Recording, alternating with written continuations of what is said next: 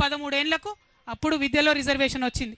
అంటే ఈ నెహ్రూ గారి రాజ్యంలో అన్యాయమే, ఇందిరమ్మ రాజ్యంలో బీసీలకు అన్యాయమే.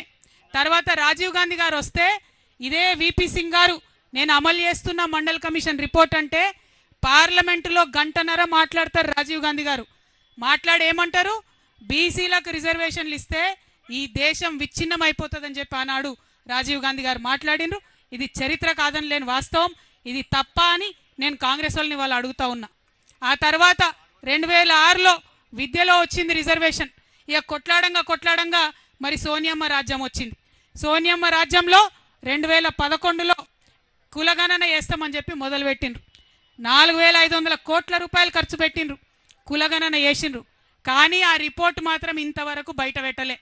ఎందుకోసం భయం, మనం ఎంతమంది ఉన్నామో తెలిస్తే అంత వాటా ఇవ్వాల్సి వస్తుందని భయం తప్పితే ఇంకొకటి ఏమీ లేదు. 4500 కోట్లు ఖర్చు పెట్టి సోనియమ్మ రిపోర్ట్ ఇవ్వకుండానే వెళ్ళిపోయింది. ఆ తర్వాత బీజేపీ ప్రభుత్వం 2014లో వచ్చింది. వచ్చిన తర్వాత బీజేపీ వాళ్ళు కూడా ఆ రిపోర్ట్ బయట పెట్టలే. బయట పెట్టకుండా ఇప్పుడు ఏమంటారు, బాజాప్తా ఓపెన్గా చెప్తున్నారు బీజేపీ నాయకులు, మేము కులగణనకు వ్యతిరేకం, మేము కులగణన చెయ్యము అని చెప్తా ఉన్నారు ఇవాళ. అట్లా అని చెప్పి సుప్రీంకోర్టులో కూడా వాళ్ళు అఫిడవిట్ వేసిండ్రు.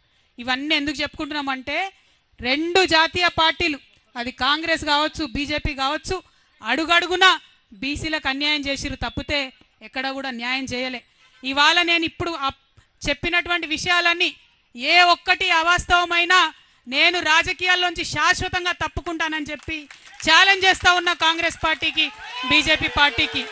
నేను కరెక్ట్ మాట్లాడుతా ఉన్నా, న్యాయబద్ధంగా మాట్లాడుతా ఉన్నా, ధర్మబద్ధంగా మాట్లాడుతా ఉన్నా.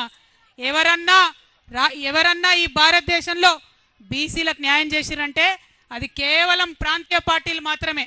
పైన మమతా బెనర్జీ దగ్గర నుంచి మొదలు పెట్టుకుంటే నవీన్ పట్నాయక్ గారు కావచ్చు, శరద్ పవార్ గారు కావచ్చు, ఏఐడిఎంకే కావచ్చు, డిఎంకే కావచ్చు, ప్రతి ఒక్క చోట మీరు ఎక్కడ చూసినా మన కేసీఆర్ గారు కావచ్చు, ఎన్టీఆర్ గారు కావచ్చు, కేవలం బీసీలకు న్యాయం చేసిందంటే ప్రాంతీయ పార్టీలు మాత్రమే న్యాయం చేసినాయన్న